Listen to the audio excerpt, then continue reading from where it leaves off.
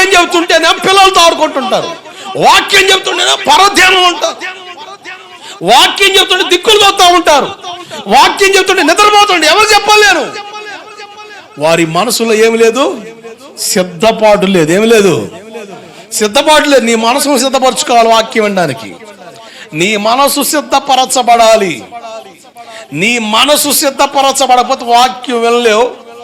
ఒకవేళ విన్న వాక్యమందు సంతోషము లేదు గనక దాన్ని తృణీకరిస్తావు. ఆ వాక్యం బోధిస్తుంది తెలుసా, నువ్వు వాక్యమందు సంతోషించాలి. ఎవరెందు చెప్పండి, వాక్యమందు సంతోషించాలి. వాక్యమందు సంతోషిస్తే నువ్వు చెప్పే డైలాగ్ వేరుగా ఉంటది. ఆశ్చర్యం, వాక్యమందు ఆనందభరితులుగా మారు. ఈరోజు వాక్యం చెబుతుంటే మొఖాలు మాడిపోతున్నాయి, ఉసూరు మొఖాలు పెట్టుకుంటున్నారు, ఒకసారి పోతుంది.